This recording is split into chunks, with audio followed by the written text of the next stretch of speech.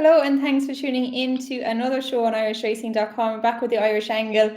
Unfortunately, Vincent Finnegan is out sunning himself in Spain at the moment, so you'll be stuck listening to me and Johnny Ward for the next half an hour. But Johnny, I suppose plenty went on last week, plenty to talk about here. You were in Listowel for a couple of days. You enjoyed down there? Yeah, the weather actually was, by all accounts, Kerry National. It kind of ruined the day. I was talking to a few bookmakers. They got soaked. Like there isn't much you can do in that instance. But I got down on Friday for Friday and Saturday. Stayed over in Listowel, and God, it's something else. Like I'd never really experienced Listowel before. The crowds were, I didn't quite believe how popular it is. And like Listowel is a reasonably small provincial town in North Kerry, and North Kerry like doesn't get anything like the tourism of Killarney and Dingle and South Kerry. Like it's like two different countries really in terms of tourism. So it's majorly important to the town, and they did get the good weather for the Friday and Saturday when I was down there, or at least reasonable weather, and it was great crack. Like you met loads of people, real buzz about the place, like old school, and everyone I spoke to, bookmakers, jockeys, trainers, they loved it, and it was like a throwback to the old days when there were such crowds at the races. And if you haven't been to Listowel, it's kind of I had been there before, but I'd never stayed down, and it's hard to get accommodation. But the walk across the river to the racetrack is really iconic. Like there's nothing else like it in Ireland. I think it might even be between two rivers, the racetrack. But it was class. Really enjoyed it. Interesting you mentioned there, like the old days. Actually saw Mike Parsage. Anyone who's on Twitter will be familiar with his content. He kind of goes to a lot of racing in Ireland and the UK, and he described kind of his weekend. I think he did the full week down in Listowel, and he described it like racing in the UK in the 80s and 90s. And he kind of alluded to the crowds there. I saw Pat Healy was kind of tweeting a few attendance figures throughout the week. Like they had 25,000 down there on Kerry National Day.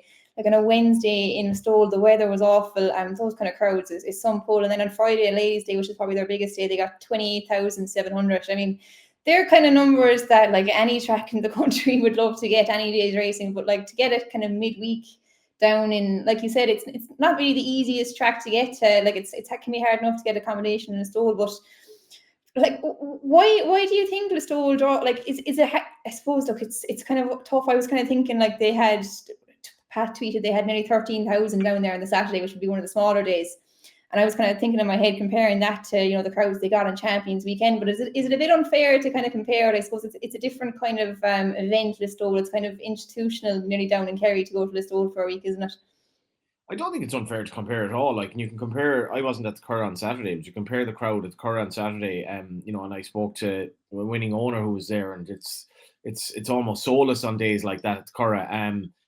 And compared to Leopardstown, I thought the Leopardstown Champion Stakes figure was rubbish, to be honest. I think like they should be selling way more than that. And even yesterday, looking at the Cesarewitch, like again, I wasn't racing yesterday, so I mean, I'm part of the problem, I suppose. But I'd been racing the two previous days, like the Cesarewitch with the prize money and the amount of runners, like that could be billed as our sort of Melbourne Cup. It's a really really good race, a brilliant race to watch yesterday, and that there should be, the Curragh should be full of people. Leopardstown clearly isn't marketing itself well enough to get a crowd for Champions Stakes. There should be way more people there. It's our premier, probably it's our only racetrack in Dublin, and the race was brilliant on the Saturday, and a lot of people said it was really quiet. But Listowel, I don't know what they're doing. Like there were a lot of young people there, Emma, on the Friday in particular. I felt so old, like that. I went for a few pints after racing, and I just left the bar at about 8 o'clock and went home. I was just like, I'm too old for this. It was full of young people dressed up for the day, like lots of young courting couples. Like brought me back to my first kind of day's race, and maybe without the courting aspect. But it was brilliant. I don't know what Listowel are doing. It's certainly working. Like I don't know how everyone got there either, because I presume an awful lot of people there are not from Listowel, and it was a real party atmosphere. But like it isn't unfair to compare the Curragh and Leopardstown with the facilities, particularly at the Curragh. Like it's a great day out. They need to work harder on getting people to the stalls, in my view. Yeah, I suppose it's just kind of a no frills day out. It's just racing and people just enjoying the occasion, I suppose, in Listowel. But I suppose we move on to a bit of the racing there. Kerry National, obviously the big one. What a performance, Florian Porter, Keith Donoghue just set him alight from the front, and they just couldn't go with him. When I watched it the first time, and I was kind of thinking, did they give him a bit of a freebie? But I'd say they were just all flat out in behind. And Gavin Cromwell's talking about possibly a tilt to the Aintree later in the year. He kind of had a bit of a in and out season last year over fences, I suppose. Do you think maybe he might just be a better horse this year? I thought it was a massive performance. It was a massive performance. I have to say, it was one of those occasions when you're really pissed off that you didn't back a horse. Like in hindsight, this was 100%. We were both on the horse that really ran no sort of race, Solitary Man. But part of that reasoning is that like Solitary Man didn't have much handicap experience. He just wasn't able for it, especially the gallop that Florent Porter went. But like Florent Porter, his last hurdle start was basically favourite to win a Grade 1. And here he was running in a fairly run-of-the-mill handicap, and going, of course, he was going left-handed. And I interviewed Gavin Cromwell at Navan on the Saturday before racing, and it was one of these things when like you're at the races and you do an interview. A lot of the interviews I do, like I'm not really taking an awful lot of notice. I'm thinking of the next question or my mind is wandering. And I do remember Gavin was confident about the horse, but like he was such a backable price. He 100% the class act in the race if he got any sort of a rhythm in front. And sure, I mean, after a mile and a half, when the real whacker was gone, you're like, there's literally no chance this horse is going to be beaten, bar a fall. And I thought the runner-up did really well to get even remotely close to him. But this is a race that you could target. Now, there should be trainers right now targeting this race next year because of the prize money. And if you can get a sort of a novice or a second season novice going in like him, you might have a massive chance, because most of these races, like horses just don't have anything in hand really, or most of them are badly handicapped or not well handicapped anyway. And he was brilliant. And I honestly think Keith Donoghue, of all the rides he's given, he was almost a passenger here. It was just a case of don't fall off, and he's going as fast as he wants to go. Like, he can be a tricky customer though, so I would give a bit of credit to Keith in fairness. Like even just getting him into a rhythm jumping, I'd say, is a job in its own. So, but Keith's an amazing horseman in fairness. He's a brilliant rider, yeah. They're a great partnership. But kind of talking about interviews you did on course at Listowel, you spoke to Willie Mullins about the Cheltenham changes. We'll move on to that now next, maybe. I suppose we kind of discussed it a small bit last week. I think the only thing that was kind of confirmed at that stage was the Turners was going to become a handicap, but a few more changes came out during the week. The National Hunt Chase is now a 0 to 145 novice handicap, and it's open to professional riders, which caused a bit of a stir. Cross country is also now confirmed as a limited handicap. Pertemps is winning you're in. No penalties in the Mayor's Novice. And they've changed the state man rule as well, I suppose. It's going to be 4 runs in chases now in handicaps at the festival and 5 runs over hurdles. Just talking about your interview with Willie Mullins, he wasn't happy with the changes, Johnny. What did you make of it as a whole? Yeah, the interview actually got a lot of traction. It was only, like, I don't think it was even a minute long. And just to explain a bit about the interview, TG Carr were in the stall all week. And there was basically a kind of an unwritten rule between the Racing TV journalists and TG Carr that TG Carr would get first dibs kind of on the interviews because they're live, and the Racing TV interviews more or less were actually recorded and played out afterwards. So I didn't know this, and this was the first race that I was there at. So I did the interview with Willie, and I was conscious of the girl from TG Carr, kind of, she was like, I knew she was waiting on the interview, but I didn't realize the order of the interview. And after that, TG Carr took the interviews first. But the reason I say this is because I kind of almost cut it short at the end. And I was thinking afterwards, it was almost a convenient excuse, because I don't 100% agree with Willie in the sense that I do think Cheltenham's expensive, and I think the day racing is expensive. But I think you have 2 other issues, and this was very apparent. I was talking to a guy who goes to Cheltenham all the time. The cost of accommodation is insane, absolutely insane at Cheltenham, right? So that's another issue. And whether we like it or not, Cheltenham this year, there were far too many odds-on shots. It just wasn't as attractive as it would be. And how they solved that, they certainly haven't solved it by these, painting the car with the dodgy engine changes that they made last week. But it was interesting, Emma. I looked at the reaction to the Racing TV tweet about Willie, and there was massive support for what he was saying, massive support. So he certainly hit a nerve. Yeah, look, I can definitely see. I do think the cost is a big thing around the dropping attendance last year at the festival. I mean, it's an incredible cost to go to Cheltenham, but at the same time, kind of like you said, they did have to make changes to the racing as well, because some of the quality in it had dropped a bit. The racing was getting a little bit less competitive, which wasn't what we like to see at the festival. But at the same time, I don't think these changes. Now, what I did agree with the Turner's Novice Chase being changed, like we discussed last week, I thought the National Hunt Chase change in particular was a bit of a joke, to be honest, and Willie kind of spoke about that in his interview. Like, they're going to make this now a 0 to 145 novice what is handicap. The point of it, Emma? Like, it doesn't even resemble the race it was. What is the point of it anymore? Just get rid of it if you're going to do this. Like, exactly, yeah, because now they have 3 handicap chases over 3 miles for professional riders, or Kinures for amateur riders, but like, does anyone want to watch this race at the Cheltenham Festival? I don't think so. The amateur rider thing kind of added a bit of an element to it. I don't think they should have changed the race in the first place back in 2019. It was probably a knee-jerk reaction to a bad result in the race, the way they were changing the distance and, changing what amateurs could ride it and stuff like that. But it's a race. Look, people are talking about the history of the race. I think it's the longest running race, the Cheltenham Festival or something like that.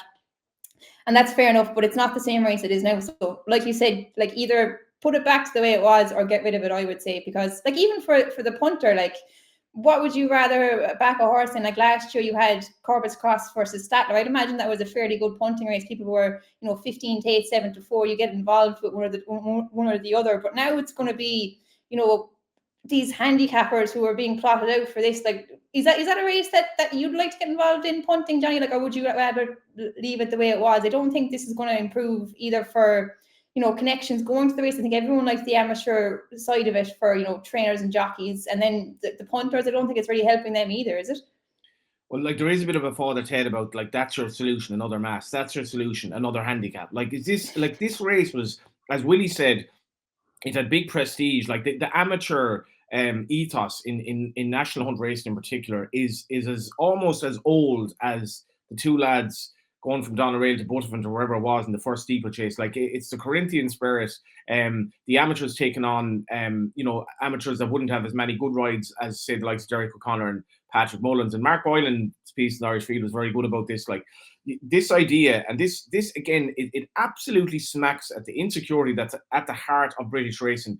We can't let novice horses and amateurs jump a few fences around Cheltenham, particularly over 4 miles. God, no, we can't do that. So let's turn it into yet another handicap where senior riders can now take on amateurs. And I actually hope, and I wouldn't be amazed if this happened, I hope that the trainers who target the race will be loyal to the amateur riders who might get a ride in it anyway, and because this was one of their races, and they don't have that many races at Cheltenham, and we have some brilliant amateurs. And this race was like, it was a good betting race because you get a good favourite in it, and a lot of people had backed Derek O'Connor or Jamie Codd or whoever it was, and they just messed around with the race for no reason whatsoever. This idea that we can't allow amateur riders on novices around Cheltenham lest something bad happen, it's bullshit, and it strikes at the rubbish that basically is festering in British racing for a long time, and it's a dangerous slippery slope where we're going with this.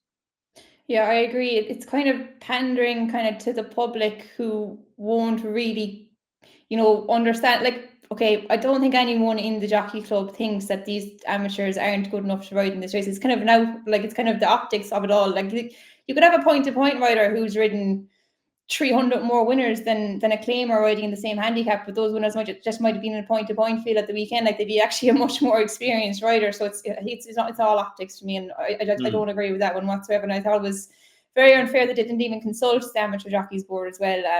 I thought, look, either get rid of the race or leave it the way it was, or bring it back to the way it was in 2019. I thought that was a really, I can't wrap my head around that one. Another one then, which, look, I thought as a whole, look, they're being proactive, but the handicaps, I thought was a bit, like, if Willie Mullins, like, it started off the State Man rule when State Man won that county hurdle, absurd one, it then after 3 runs in handicap hurdles, now they're going up to 4 and 5. Like, if Willie goes out and wins it with a horse with 4 runs over hurdles, will it be 5 runs over hurdles next year? Is it, like, I don't really see the thinking behind this one, to be honest. Was there any other ones you had an issue with, Johnny, or did you kind of agree with the rest of them in a whole? It's bullshit. It's bullshit. It's like, there's an old rule in racing. If you win your first race, you get a handicap mark, by and large, right? And that's fair enough. And you realise that the horse obviously has scope to improve. There's nothing to stop any other trainer procuring a horse from France, winning a race, and then obviously getting a handicap mark, as was always the case.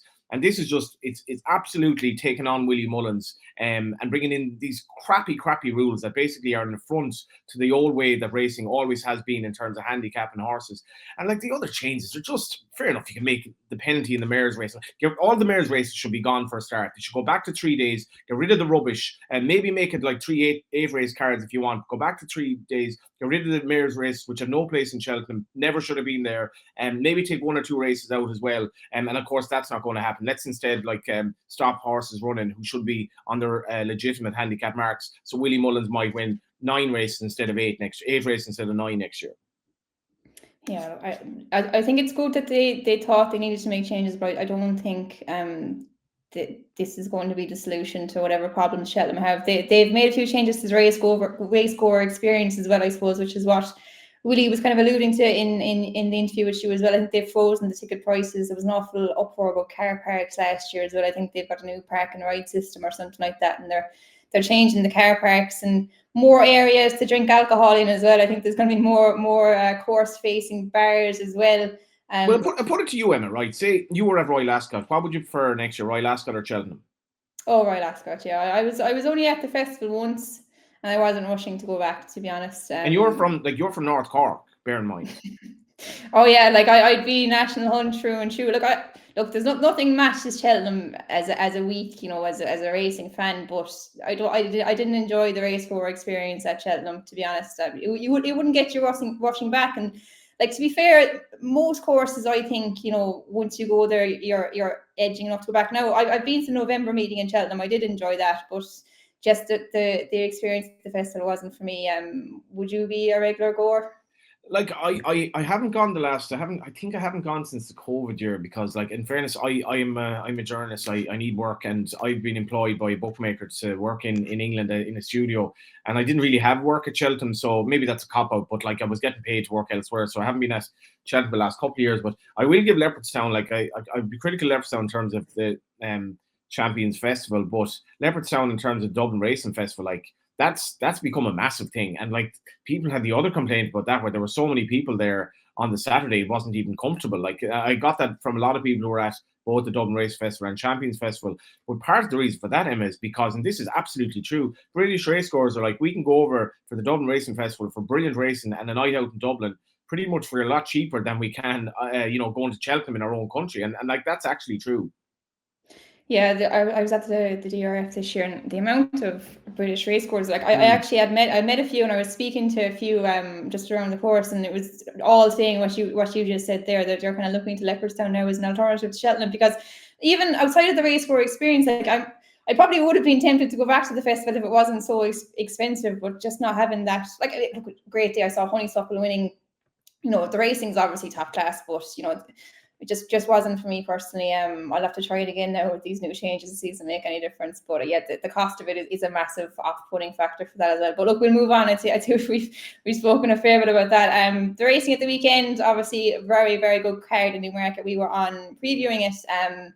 And I suppose, look, the standout performance for me in Newmarket would have been Lake Victoria. We were both fairly keen on her. She's, in fairness, you've been talking about her a long, long time. I think since the day she won in Newmarket on the Sean Levy, you've been a bit of a fan of her. She was brilliant. She's gone into, I think, 11-4 favourite for the Guineas next year. I suppose the outlook kind of changes a lot with these 2-year-olds, but she probably looks like the pick of the fillies at this stage. She was brilliant, wasn't she? She was brilliant, like, and maybe you could crab the form a little bit. I suppose the key thing here was the ground was soft. There was a lot of rain going into the ground on the Friday, which made it heavy, I think. So I was sort of wondering, like, what's going to show up here. I did point out in the preview, I didn't expect Babouche to be favourite over Lake Victoria, as was the case. There was a question mark over the ground for her, and I'd readily forgive her. She was a bit free in the race as well. But I don't know what you think, Emma. What's been really interesting with Aidan this year is, like, he's running these horses, like, hard. He's running these 2-year-olds hard. She's not finished for the year by all accounts. And, like, it's only a couple of weeks or whatever since the Curragh. She's gone over to run 6 furlongs, looked a bit of a question mark to me anyway, because she was the first horse off the bridle over 7 at the Curragh. The ground sort of offset that. But, like, he's racing them. Like, you have a lot of these sort of no-name ever horses that he's running away, and he doesn't have that many Frankels. And he said before to me anyway, he said like the Frankel horses are a little bit different to Galileo in terms of their mind, and everyone can say that, but that doesn't necessarily mean you run them left, right, and centre. And she's taken a race unbelievably well. And as she crossed the line on Saturday, I was like, she could be well stepping up to be the best filly miler that he's had. The way she's going, whether or not she'll quite be as good as some of the really good Oaks winners, we'll see. But like off the top of my head, she's developing into an outstanding filly. And again, it's just how strong she is at the end of her races. You'd say like she wasn't going to. She looked under a small bit of pressure a furlong and a half out. She ended up bolting up. This has been the case in all her races, and she's really exciting. Like, and obviously she's the pedigree to be exciting. But I love seeing Frankel horses that kind of excite you because of how good he was and that natural progression from Galileo. And she's so good.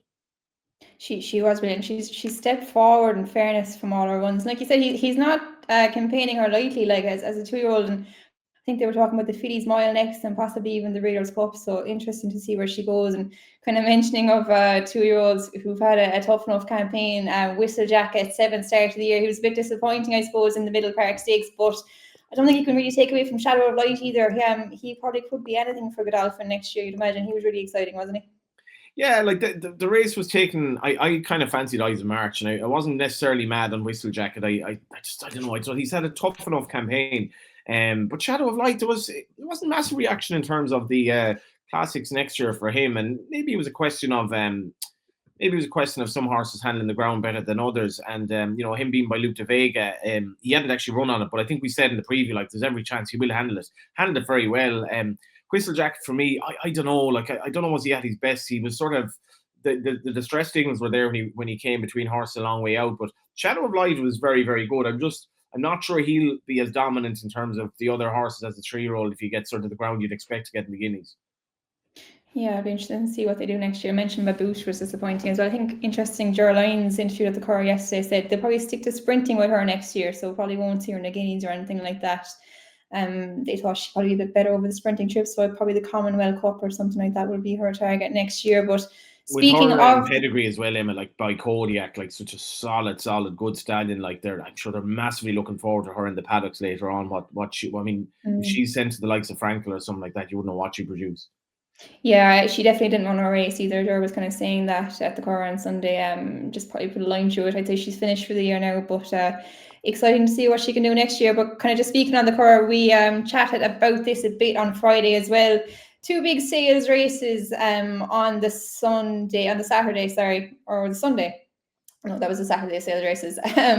We kind of spoke about it a bit on the preview, like the Goffs 500. There's prize money all the way down to 10. Just to there was only 10 runners. Just to run in the race, you were guaranteed $5,000. And in the Goffs Million, then I think it's 10 grand down to 10th as well. There's only 14 runners. I can't wrap my head around the issue with the fields in this race. Like last year, I think there was 22 runners when One Look won it first time out. I can't understand why more trainers didn't target this. It must be a disappointing turnout for Goffs, considering like the prize money on offer. You'd imagine it would be lucrative for anyone to target it. I'd say, to be honest, like they could look at it in one way and say like the dream is very much alive for next year, but I more realistically, I thought it was quite embarrassing. Like the Goffs 500, which I mean, 245 grand was won by a horse rated 77, right? So if you were in a nursery, a 0 to 80, like you might be running for 8 grand, and this horse rated 77, nobody bat an eyelid if Bolo Naze won a nursery in Navan on a Saturday or whatever. And the horse ends up winning the 500, and then the Million. I mean, like with respect to Apples and Bananas, like was rated 100. Like I was actually quite strong in this horse because like I can't see anything else run to 100 in this race. But like Apples and Bananas, where he fits in the overall scheme of our 2-year-olds, I don't know. And the first 2 of them were well clear. And in fairness, they were the 2 sort of form horses in the race. Well, I honestly don't know what the story is here. I know it costs a lot to actually run in the race, so I know there is an incentive to run, but to my mind, it costs a fair bit to run in the race, and you have to kind of go along the steps from obviously procuring the horse, running the race. But this was quite embarrassing for the 2 races. Like it's a massive incentive, obviously, but like these were 2 races that honestly, if they were run for 10 grand, 15 grand anywhere else, nobody didn't bat an eyelid at them. Like so, it was weird, particularly the 500, which was a bit of an embarrassment, really. Yeah, disappointing for Goff. I suppose the Line in Winter missing from the Million was probably a bit of a loss. I think he had a bruised foot or something. He'd probably go for the due horse. He would have added a lot to the race, in fairness. Like 100%. anti-post favourite for the classics next year, but sure, that's the way it goes, I suppose. Just kind of keeping on the Curragh. Sunday, big day for Aidan O'Brien, 4-timer, and the Cesarewitch was fascinating. The Euphrates backed from 8-1 into 7-2 favourite in a 31 handicap. I thought Ryan Moore was just brilliant on him. He kind of kept it really, really simple. And I think when Ryan gets to the front early like that, he's very, very hard to peg back. And Aidan was kind of talking about this horse as possibly a cup horse for next year, maybe something stepping up next year. I think he ruled out the Melbourne Cup. I'd say he's had a busy enough year this year, but he looks a talented horse, and I'd say they thought he was fairly well in given the money that came from on the day. Oh yeah, this was like, again, I spoke about the race earlier. This race should have more of a place in the calendar than it has, because it's a stay-in handicap. It kind of is our Melbourne Cup, really, this race, and it has a proper purse, like 324 grand the winner. And the Euphrates, who, you know, he's a funny sort of a horse. Like he's been, I suppose, one of the lesser lights in terms of the Derby horse this year. And I remember talking to Declan McDonough ahead of the Derby, and he was sort of looking forward to run them. Or rather at Ascot, he was looking forward to run them. And he was sort of a horse that didn't quite step up to be the class of some of the other 3-year-olds. But like, wasn't he the only 3-year-old in the race, which itself was absolutely fascinating. I didn't really know what to make of him. I wasn't amazingly surprised. I wasn't remarkably surprised about the gamble. At the same time, he couldn't be that confident. But the blinkers obviously worked. And as you say, Emma, like, if you ever were happy about a horse you'd backed, he was perfectly placed, like absolutely perfect, and kind of always looked like holding on. And a piece of heaven. I'm delighted for Connections. He's been a bit disappointed for me since joining Joseph. He was right back to his best here and won a cool 114 grand for coming second. Yeah, I think the winner cost, was it nearly $1 million back in the day? So he won back 330,000 here. So paying himself back a small bit, but yeah, it was the field were fairly strung out from a long way back. If you were out the back, and there was a couple of them that I backed that were a fair way back, and kind of had no hope from there when Ryan Moore was so handy. But yeah, the money that came from was fascinating, and I suppose the Ballydoyle team in great form coming into Arc weekend. I suppose big news first is that Augusta Rodin will stand in Ireland next year. Going to be retired to Feathers after the Japan Cup, I think, in November. And talks of him possibly going for the Arc. Augusta Rodin, Johnny, would you use him if you had a mare trying to breed a Derby winner, maybe? Yeah, it'll be interesting to see what price he's pitched at, because you know, it won't be overly high, to be honest, because he is a son of Deep Impact and all of that. But obviously, his limitations have sort of been manifested a bit as well, and he has that little squiggle of the odd unreliable run. But by and large, in fairness to the horse, like, he's run seriously good races, and as a son of Deep Impact, with the pedigree he has from the dam side as well, he will be popular. But you know, it's a congested market out there, and I'm really interested to see how he gets on at stud. He's a very good looking horse as well. So I think by and large, there'll be a bit of a question mark over how he'll get on, for obvious reasons. But it'll be fascinating to see how it goes. What would you guess the fee? I think, was Paddington 55? Would he be 40 Paddington to was 50? 50, I think. Yeah, I'd be surprised if he was. I'd say 40 max, to be honest. Like, because you know, he's just. I mean, you can't necessarily say like, oh, he's a son of Deep Impact, it's going to work out, because you know there will be enough breeders who'll have doubts about him, because he did have a tendency at times to run absolute stinkers for whatever reason, and that is a concern when you're going to stud. Yeah, it would be, I'd imagine, about the 40 mark, what I guess as well. And I suppose a 6-time group, like his CV is impressive, like 6-time Group 1 winner, I think, or 7-time even, in all the different countries he's won in. If he goes wins the Japan Cup, he'll be interesting again. But there is definitely question marks about him after the few stinkers he's thrown in. But yeah, Aidan was kind of mentioning him possibly going to the Arc. I think the Ballydoyle team is probably the strongest of the Irish going over there. Los Angeles, I think, shortest in the market for Aidan O'Brien. He was talking about Luxembourg, continuous. Alrifa as well for Joseph as well would be an interesting one going in there. And Kiprios going for the Cadran as well. He won't go for the Arc now. Just talking about the Arc, Johnny, I think you liked Shin Emperor, the Japanese horse, after he's run in the Champion Stakes, did you? Absolutely, yeah, I haven't changed. I mean, the horse come in a lot. It was one of those, if you were quick on the buzzer after the Leopardstown, it was the most perfect trial. Like, it was muddling enough for a renewal of the Champion Stakes, and he stayed on. He's now, you can still get a bit of 6-1 sort of on him. I don't see any negatives at all for him. I think he's a massive chance. It's probably not the best renewal of the Arc, I'd be thinking. Absolutely not. Which is why I was surprised Continuous was a big enough price. I was looking at it there earlier. Was he See, speakers 33-1 with some firms, which was surprising for me because he had a great race in it last year. He was only fifth, beating about 3 lengths. Continuous, yeah, 33-1 there with Bet365. He was only beating about 3 lengths in it last year. Now, to be fair, he hasn't been as good this year. He was disappointing a couple of times. He won the Royal Whip. That horse was behind him, came out and won a handicap next time out. That Trust Your Instinct. But I just thought, if the ground wasn't overly soft, he could have a bit of a chance in it. Anything else looking forward to? I suppose Opera Singer. I think she's going for the Prix de l'Opera.